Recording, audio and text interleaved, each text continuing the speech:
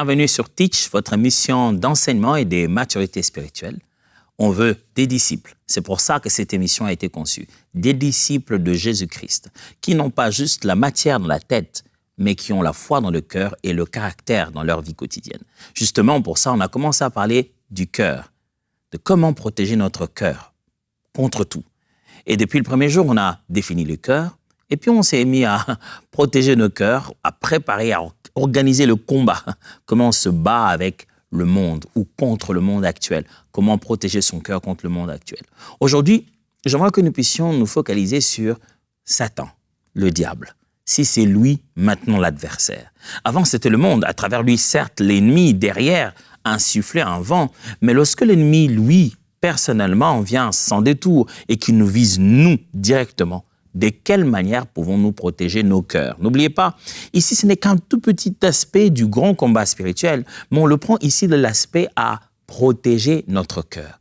Que faire lorsque l'ennemi a levé tout un tas de stratégies qu'on ne va pas apprendre ici, parce qu'on est plus en train d'apprendre comment nous, on constitue notre rempart pour nous protéger contre les attaques du monde avant, maintenant, du diable. Alors, let's teach. Grandissons ensemble. Aujourd'hui, ce que j'aimerais essayer de faire, mes amis, c'est nous aider à construire encore une fois de plus des remparts sains. On se dit de la bonne manière quelles sont les habitudes, les façons d'être que l'on peut placer autour de soi pour que lorsque le diable vient nous attaquer, il le trouve de l'opposition, une résistance. Et quand il vient attaquer ici, nos cœurs. Quand l'ennemi en veut à nos cœurs, quand il veut atteindre nos cœurs, n'oubliez pas, nos cœurs, la source de tout ce qui fait notre vie. Ce qui signifie que l'ennemi a besoin d'atteindre ça. Avez-vous jamais vu, je vois des fois dans des films, tout ça là, vous voyez, vous savez que le mot cœur ne signifie pas seulement cette partie de notre corps, ce muscle. Vous savez que cœur vient dans l'idée de tout ce qui est au centre, le centre. Moi, je regardais plein de films où, voilà, il faut aller détruire la matrice, il faut aller détruire le cœur de un robot qui est, je sais pas moi, une intelligence artificielle qui s'est pris de folie plutôt. Il faut aller trouver là où se trouve le cœur de son cerveau. On sait bien que si on veut détruire un système, il faut toucher le cœur. Aussi beau que peut être un véhicule qu'on a touché au moteur, on a touché au cœur d'une certaine manière. Lorsque on est en combat, l'adversaire veut toucher le cœur. Cette partie où quand il touche, le reste ne fonctionne plus. Et l'ennemi, Satan, il le sait que quand il se bat contre les chrétiens, il faut viser leur cœur. Si tu peux réussir à toucher leur cœur, tu le fais perdre complètement dans le combat spirituel. Vous pouvez avoir des gardes bien levés, mais si vous n'allez pas bien vous-même, vous allez tomber sans qu'on vous ait attaqué.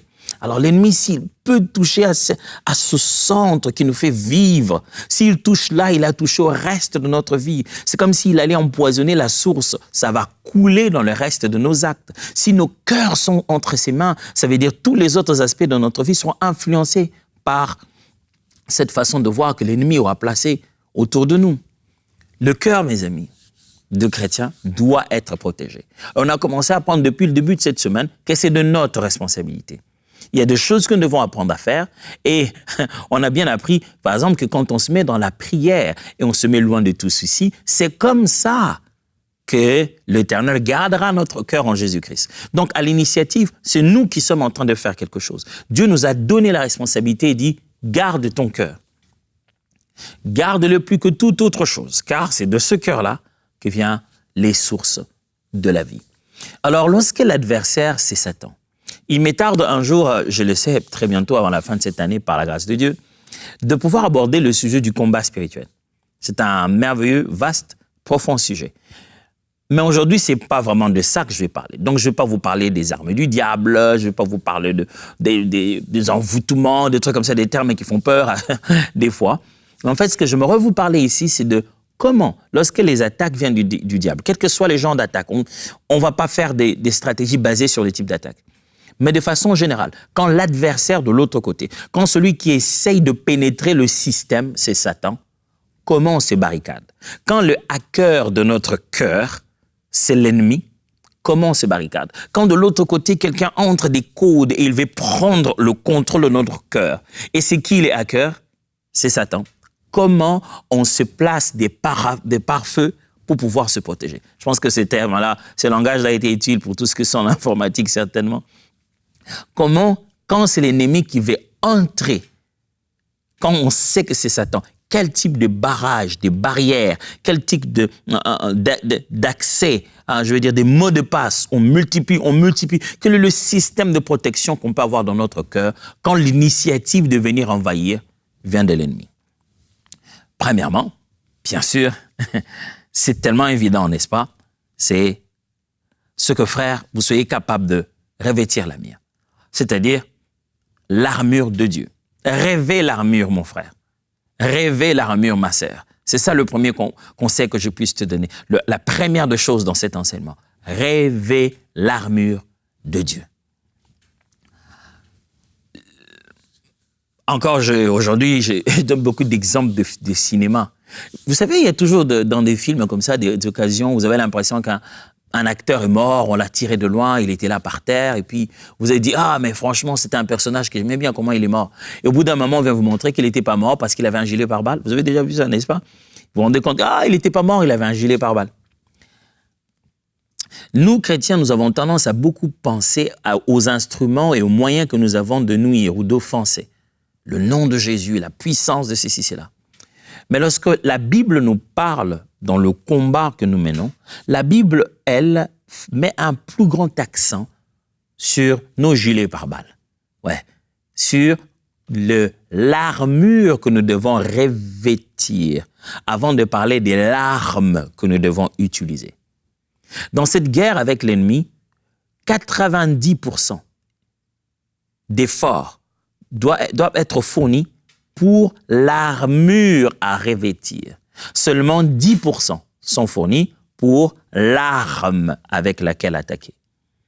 L'armure à revêtir, Paul l'enseigne dans Éphésiens chapitre 6, à partir du verset 11. Je vais juste vous lire le verset 11 et puis je lirai tout à l'heure aussi le verset 16. Éphésiens chapitre 6, verset 11. Couvrez-vous entièrement de l'armure complète que Dieu vous offre, afin de pouvoir tenir ferme contre toutes les ruses de guerre du diable. Vous voyez? L'ennemi est en guerre avec nous et il a des ruses, il a des stratagèmes, il a des techniques, il a des stratégies. Et la Bible dit, pour ça, il ne faut pas prendre une arme tout de suite juste à le jeter. C'est une armure. C'est un revêtement complet que vous allez avoir. Il n'y a pas que de l'offensif, il y a aussi du défensif. Le verset 16 de toujours Éphésiens, chapitre 6, verset 16, la Bible dit, « En toutes circonstances, saisissez-vous de la foi comme un bouclier contre lequel viendront s'écraser toutes les flèches enflammées de l'adversaire. » Vous voyez, la Bible est en train de parler des armures très claires qu'on appelle le bouclier de la foi. Lorsqu'on décrit l'armure du combattant ici, du chrétien, l'armure que Dieu nous donne, on parle de casque du salut, cuirasse de la justice qui protège à cette partie de la poitrine, et il y a encore le bouclier de la foi. On voit comment toutes les parties sensibles du corps du combattant sont bien protégées. Frères et sœurs, si vous voulez être sûr que lorsque l'adversaire en a après votre cœur, vous l'avez bien protégé, comme la Bible dit, veillez, vous avez veillé dessus, alors revêtez-vous de l'armure de Dieu. Ça signifie quoi concrètement, pasteur Atom, se revêtir de l'armure de Dieu? Encore un langage spirituel très complexe. Ça signifie quoi? Ça signifie simplement que vous connaissez les armures de Dieu, non? N'est-ce pas? Premièrement, à la tête, le casque du salut. Le point de départ pour que vous soyez protégé contre l'adversaire. N'oubliez pas, votre cœur ne se trouve pas qu'à la poitrine, il se trouve dans votre tête. Une chose qui gardera votre esprit, votre pensée, qui vous mettra à l'aise, qui fera que quelles que soient les tentatives de l'adversaire d'essayer de pénétrer votre tête, il ne réussisse jamais, ce que vous soyez rassuré de votre salut. Vous sachiez qui vous êtes devenu en Christ. Qui êtes-vous devenu en Christ? Si vous n'avez pas conscience de votre nouvelle identité et du prix du salut qui a été payé en votre faveur, de la garantie de votre éternité, vous êtes très, très facilement malléable par l'adversaire. Revêtez-vous de votre salut. Entrez dans ce salut et prenez-en conscience. Donnez votre vie à Jésus, c'est le seul moyen d'être protégé des attaques du diable, et prenez conscience de qui vous êtes devenu en Christ. Pourquoi? Parce que le cuirasse de la justice, le cuirasse de la justice. Vous portez autour de votre cœur, votre poitrine, la justice. La justice que vous avez obtenue par Christ, juste que vous êtes devenu par Christ, et juste que vous devez devenir comme Jésus. Vous voyez, là, on n'attaque pas encore le diable. On n'a rien fait à Satan. Tout ce qui se fait, ça, se fait sur nous-mêmes. Et donc, ça veut dire ceci. Il y a des choses que si tu le fais sur toi, tu l'as automatiquement fait contre Satan. Ah oui. Apprenez à bien combattre. J'enseigne pas encore le combat spirituel, mais je suis obligé de parler de ça. Quelquefois, on passe tellement de temps à aller vers l'ennemi qu'on ne se rend pas compte qu'il y a des choses qu'une fois qu'on les a faites chez nous, ça cause automatiquement quelque chose du côté de l'adversaire. Les armes avec lesquelles l'ennemi veut nous attaquer deviennent nulles, sans effet escompté, parce que nous avons été mieux édifiés, nous avons été mieux protégés. Quand l'ennemi lancera quelque chose contre notre tête, ça te frappe et ça ne fait rien. Pourquoi? Parce qu'on est garanti de notre salut, de notre identité en Christ. Quand il attaque là vers notre poitrine, ça ne fait rien. Pourquoi? Parce qu'on a accepté la justice de Dieu. Non pas par nos œuvres, mais par sa grâce. Mais parce qu'on a aussi accepté de vivre une vie de juste, en l'exemple de Christ, en exprimant toute notre justice aussi autour de nous. Mais à part ça, prenez aussi le zèle de l'évangile. Les zèles que donne l'évangile de paix. Comme, n'est-ce pas, la Bible appelle ça comme vos sandales, comme vos chaussures à vos pieds. Mes frères, vous ne pouvez pas être stable dans ce monde et poser vos pieds à terre et vivre réellement si la motivation de votre cœur est devenue perdue. Le diable va chercher dans la motivation. S'il regarde pourquoi tu fais ça, pourquoi il va à l'église, pourquoi elle prie, le pourquoi est le seul moyen qui te permet d'avoir racine. Celui qui connaît ses pourquoi est stable dans ses actions. Celui qui a rassuré ses pourquoi est stable dans le combat. Quand tu as rassuré tes véritables motivations, pourquoi je fais ça? Qu'est-ce qui m'anime? Qu'est-ce qui est en réalité derrière comme motivation? Tu es stable, tu es enraciné. Tu es comme quelqu'un qui est en plein milieu d'une vallée où se battent beaucoup de combats, mais qui a porté des chaussures. Il était important pour les soldats de porter des chaussures, parce qu'ils étaient souvent dans le désert, et ils étaient souvent dans des endroits où il y a eu des guerres précédentes. Donc, il y a plein d'ossements à gauche, à droite. Alors, tant qu'ils n'ont pas de chaussures, ils sont instables même dans le combat. Ils ne savent pas rester, ils doivent déjà se battre avec le sol avant de se battre contre l'adversaire. Est-ce que vos motivations sont pures? Est-ce que vous êtes passionné pour le Seigneur? Est-ce que vous avez encore dans votre cœur le plaisir de suivre Jésus et de parler de Jésus? Vous imaginez la passion de Christ, la passion du message de Christ, le goût de l'évangélisation et de gagner les âmes est déjà un moyen de faire perdre à l'adversaire l'avantage dans votre vie. Allez, il ne suffit pas d'aller en retraite pendant 21 jours et ne jamais en sortir. Et c'est dire, là, j'ai gagné mon combat. Non, une partie de votre combat est gagnée par le fait que vous êtes dehors à témoigner de Jésus. Au lieu de travail, à parler de ce que vous êtes devenu chrétien, à partager aux autres votre joie, à ne pas gagner des âmes pour être béni. Ah, moi, j'ai gagné quelques âmes, le Seigneur me bénira. Non, parce que je suis passionné de Christ, j'ai de l'amour pour le Seigneur. Le pourquoi. Le diable, quand il veut vous attaquer, il va bien analyser votre motivation. Quel est le zèle qui l'anime? Dès que, aïe, aïe, aïe, aïe, j'y vois, derrière, il y a de l'argent. Tu es devenu complètement fragile dans le combat. Alors, tu veux résister aux attaques de l'ennemi qui ne touchent pas ton cœur. Vérifie à l'intérieur. Tu le fais pourquoi? Mais il n'y a pas que casque, il n'y a pas que cuirasse, il n'y a pas que chaussures. La Bible parle de ceinture de la vérité. La ceinture était très importante. C'est elle qui permettait de tenir les habits, mais aussi de porter la cuirasse. Et quand vous n'avez pas de ceinture, vous n'avez pas de support pour la cuirasse. La vérité comme ceinture. À nos reins. Waouh! Les reins étaient quand même un endroit assez important à protéger pour un combattant. Celui qui dit la vérité, qui vit dans la vérité, selon la parole de Dieu, qui veut que sa vie soit conforme à ce qui est écrit, c'est déjà positionné au-dessus de l'adversaire. Mais vivre dans la vérité, c'est bâtir un rempart contre les attaques du diable. Parce que l'ennemi sera toujours dans le mensonge.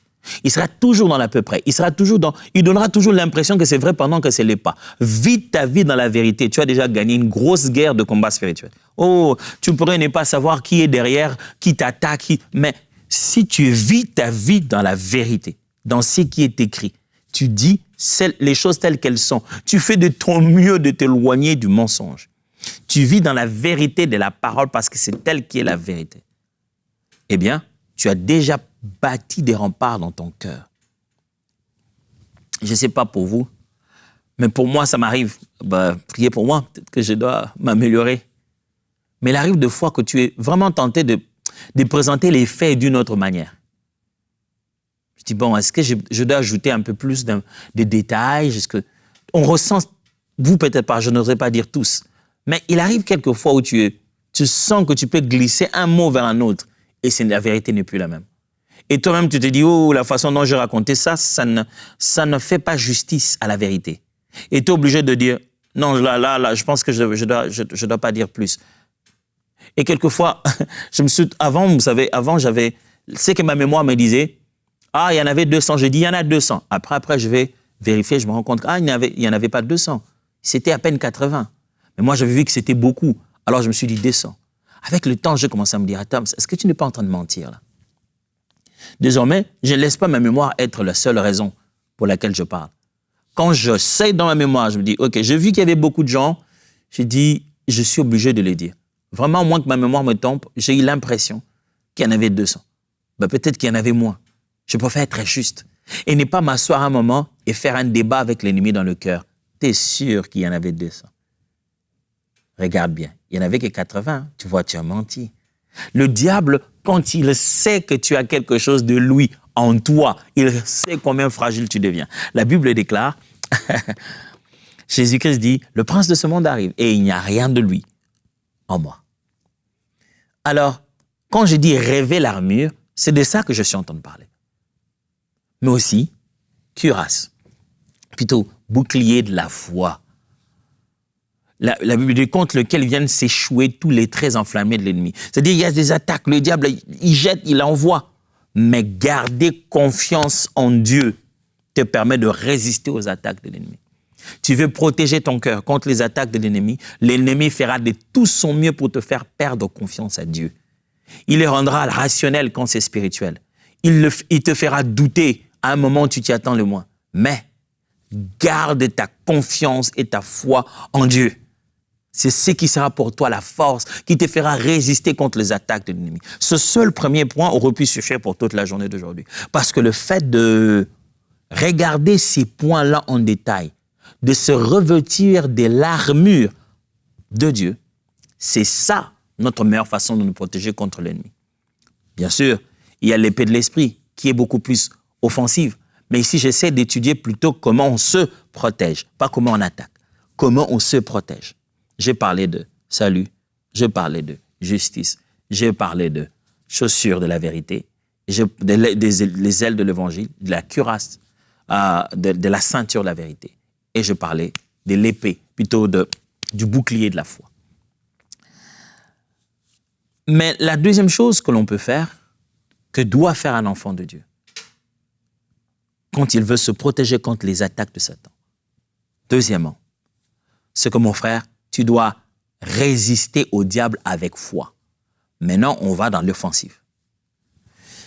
Ce n'est pas l'offensive à 100%. Quand vous regardez la guerre que Jésus-Christ a avec Satan, le combat dans le désert, vous voyez très bien que c'est l'ennemi qui commence. Boum, boum, boum. Mais vous voyez très bien que Jésus-Christ ne fait pas qu'esquiver. Il ne fait pas que battre en retraite. Il résiste. Donc, il trouve non seulement le moyen de contrer, mais le moyen de repousser l'ennemi.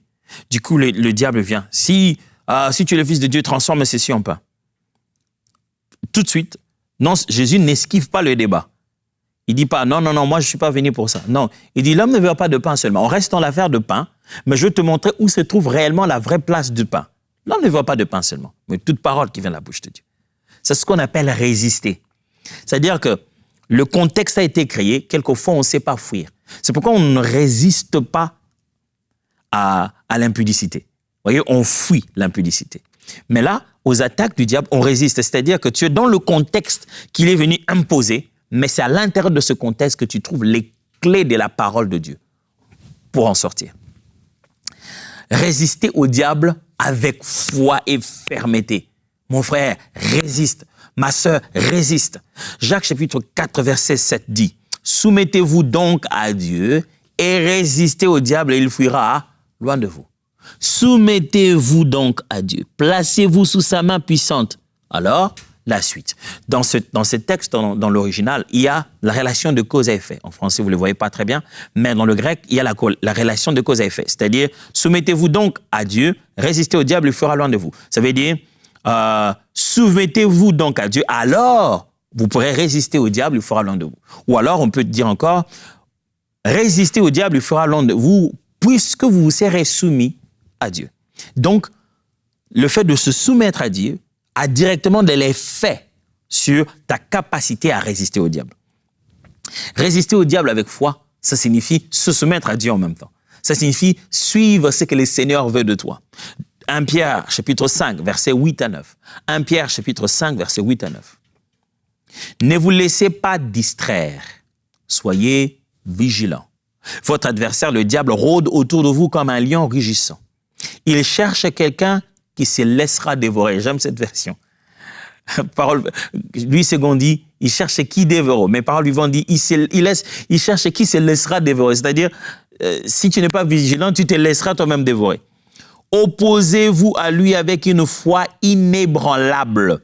Vous savez que vos frères dispersés à travers le monde passent par les mêmes épreuves. Vous n'êtes pas le seul. La Bible reconnaît que cette épreuve existe. Il faudra résister au diable avec une foi inébranlable. Tes convictions doivent être des convictions intérieures, implicites, à l'intérieur de toi. Tu dois croire en Jésus réellement, quelles que soient les circonstances. Tu dois croire aux promesses de Dieu réellement. Ça doit être des vraies convictions dans le cœur, de sorte que même quand le diable te dit « Ah, ce que le Seigneur a-t-il réellement dit ?» tu sois capable de répondre par « Oui, il l'avait dit ». Tu dois être convaincu à l'intérieur de toi, avoir confiance totale en Dieu et confiance totale aux armes et aux choses que Dieu a mis entre tes mains. Le diable, comme un chien, sait reconnaître celui qui a peur. Vous avez jamais trouvé ça bizarre? Les chiens, un animal, tu te dis, c'est un animal, il n'a pas le même degré d'intelligence. Mais là, ce degré de perception, où quand tu as peur, sans que tu l'aies dit, même sans que tu n'aies dit mot, le chien reconnaît la peur. Vous voyez? Vous voyez à quel point, c'est vrai que les animaux font des fois des réactions spirituelles qu'on se demande à quel est le degré de spiritualité de ces animaux. Des fois, vous voyez qu'un chien crie parce qu'il y a un esprit ou un animal réagit, tout ça. Et le chien a la capacité de ressentir cette chose qui n'est pas physique, qui a un état d'âme, un état d'esprit. Quand il y a peur, il sait ressentir que cette personne a peur. Et le diable sait ça aussi. Il ressent que celui-ci n'a pas de foi. Même quand tu auras changé d'approche dans la manière de prononcer le mot au nom de Jésus, si c'est sans foi, si c'est sans confiance en Dieu, si c'est sans conscience de la spiritualité, le diable le sait. Le diable sait qui est en train de faire la récitade et qui est en train de croire réellement à ce qu'il est en train de croire. Tu as dit un frère qui, tellement que la délivrance passait du temps, il a changé les approches du nom de Jésus, quoi. C'est l'histoire qu'un prédicateur racontait. Il dit, même s'il change des approches des noms de Jésus, il dit, au nom de Jésus-Christ, au nom de Jésus, au nom puissant de Jésus-Christ de Nazareth, au nom tout puissant de Jésus-Christ, au nom de Jésus. Il a changé les façons de le prononcer, mais est-ce que il y a la foi dans le cœur? Est-ce qu'il y a une relation entre toi et Jésus? Une des choses qui nous donne la capacité de résister fermement à l'ennemi, c'est notre confiance que nous avons en Dieu. Troisièmement, veille sur tes pensées, mon ami. Veille sur tes pensées, ma sœur. Veille sur tes pensées. Tu vas garder ton cœur à l'abri des attaques du diable. Tu te revêts de l'armure. Tu le résistes avec foi. Tu veilles sur tes pensées. Ah, il y a une grosse guerre. Je vous avais dit que le seul premier point suffisait déjà pour dire tout ce qu'il y a à dire. Je suis juste en train de mettre encore de l'emphase sur ces aspects. Veille sur tes pensées. C'est presque ce que je vous ai dit quand je parlais du fait de mettre le casque de salut. 2 Corinthiens, chapitre 10, versets 4 à 5. 2 Corinthiens, chapitre 10, versets 4 à 5. Nos armes de guerre ne sont pas simplement humaines. Elles tiennent leur puissance de Dieu. Il les rend capables de détruire les bastions dans lesquels les hommes se barricadent contre lui. Oui, nous renversons les raisonnements et les arguments sophistiqués qui se dressent prétentieusement en rempart contre la véritable connaissance de Dieu. Faisant prisonnière toute pensée rebelle, nous l'amenons à l'obéissance au Christ et à reconnaître son autorité. Paul est en train de parler du fait que l'évangile, la prédication de l'évangile a pour but de faire une grosse guerre avec les pensées des gens et les raisonnements sophistiqués qui les éloignent de Dieu et qui créent une sorte de bastillon, une sorte de forteresse, comme dit Louis II. Et dit, nous renversons maintenant les forteresses à travers la parole de Dieu. Ces forteresses sont quoi? Sont des raisonnements et des pensées qui gardent les gens captifs. Et souvenez-vous, les pensées peuvent devenir source de prison. Philippiens chapitre 4, verset 8. Philippiens 4, 8. Au reste, frères, que tout ce qui est vrai, tout ce qui est honorable, tout ce qui est juste, tout ce qui est pur, tout ce qui est aimable, tout ce qui mérite l'approbation, ce qui est vertueux et digne de louange, soit l'objet de vos pensées. D'un côté, le monde est emprisonné dans ses pensées sophistiquées. De l'autre côté, Paul insiste aux Philippiens que ne mettez pas n'importe quoi dans vos pensées. C'est que ça soit seulement des choses qui sont bonnes, aimables et tout ça. C'est pour démontrer combien la pensée, justement, cette partie qu'il dit dans nos pensées, c'est aussi la même expression que la Bible dit dans nos cœurs. Vous ne pouvez pas mettre n'importe quoi à l'intérieur. Veillez sur vos pensées. Parce que vos pensées ne sont pas que là, dans votre tête. Vos pensées sont aussi là, dans votre cœur, où vous pensez qu'ils soient. Depuis qu'on a commencé avec vous, vous savez bien que le cœur n'est pas là, dans la poitrine. En réalité, il est là, dans la tête, là où nous pensons. Ce qui signifie que, en faisant ce même jeu d'idées, ça veut dire que vos pensées ne sont pas que dans vos têtes, ils sont aussi dans votre cœur, si vous pensez que votre cœur est dans votre poitrine. Donc, faites attention à vos pensées. Vos pensées peuvent devenir des mouchards que le diable, si le diable lâche des pensées qui entrent, des arguments qui commencent à devenir approuvés dans votre esprit, ça veut dire que l'ennemi a trouvé une place par où commencer à vous envahir. Et la 4e chose que je vais vous suggérer aujourd'hui, c'est que mon frère, s'il te plaît, maintiens une vie de discipline spirituelle. Pas seulement prier. On a parlé de prier hier. Mais avoir des disciplines spirituelles telles que veiller, telles que jeûner. Il m'est tard de commencer une série qui parlera essentiellement du jeûne. Comment on jeûne, qu'est-ce qu'on jeûne physiquement, spirituellement, mentalement. On sera en détail. Mais ici, apprenez à faire des exercices spirituels. La Bible montre quelque chose de très intéressant. On ne va pas lire ça aujourd'hui. Mais Jésus, quand il explique aux disciples pourquoi ils n'ont pas été capables de pouvoir repousser un genre d'esprit, il leur a dit que pour que vous puissiez être capable de repousser cet esprit-là, votre vie devait être une vie de jeûne et prière. C'est-à-dire une vie de discipline spirituelle vous met en meilleur état d'exprimer plus d'autorité. Je ne sais pas si vous voyez ça. Ça signifie que vous pouvez manifester plus d'autorité, donc être capable de pouvoir repousser un esprit d'un autre rang parce que vous avez une vie de jeûne et de prière. Une vie de jeûne et de prière, des disciplines spirituelles. Veiller, jeûner, prier. Pas seulement prier au quotidien, mais y ajouter l'exercice spirituel. Ces exercices qui réduisent à notre chair, à notre corps, ses envies, ses besoins, ses désirs, et maximisent le temps dans la présence de Dieu. Ça bâtit notre homme intérieur et ça nous permet à notre cœur de résister aux attaques du diable. Matthieu 26, 41 dit « Veillez et priez pour que vous ne cédiez pas à la tentation. Certes, l'esprit est plein de bonne volonté, mais la nature humaine est faible et le corps a ses défaillances. Veillez et priez. » Éphésiens 6, 18 dit « Faites en tout temps par l'esprit toutes sortes de prières et de supplications. » Est-ce que votre cœur est en proie actuellement à l'ennemi? Est-ce que vous avez l'impression que vos remparts ont été détruits, que le diable a trouvé un moyen? Aujourd'hui, ce qui se passe dans votre cœur, vous êtes perturbé, complètement perturbé. Vous dites, oh, quand est-ce que j'ai laissé le diable venir faire ça dans ma vie. Laissez-moi prier avec vous. Père éternel, je te prie. Saint-Esprit de Dieu, je t'en supplie. Fais tomber les écailles des yeux de ma sœur et de mon frère. Il y a des choses, des mensonges auxquels il a déjà adhéré, il a cru. Le diable a menti d'une manière ou d'une autre, dans une situation de la famille, dans une situation de l'église. Il a accepté un mensonge qu'il n'a jamais appelé mensonge, qu'il ne savait pas. Or, c'était la stratégie de l'ennemi de pouvoir pourrir, abîmer, détruire son cœur. Il sait que s'il a son cœur, toute sa vie serait comme un cheval sous des ailleurs qui ne verrait qu'une seule direction.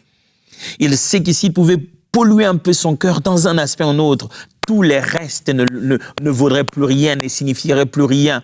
Pendant que tout le jour, il a les poings bien levés à se battre spirituellement, à chasser des démons. Or, son cœur a déjà été envahi. Aujourd'hui, je prie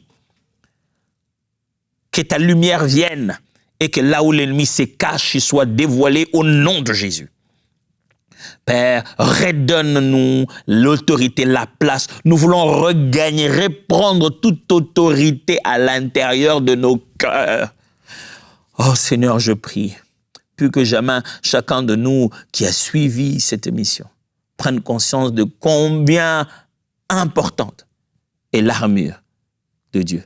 Et qu'avant de tenter, de vouloir attaquer, on doit être très bien rassuré de comment on est protégé et user de nos capacités de protection.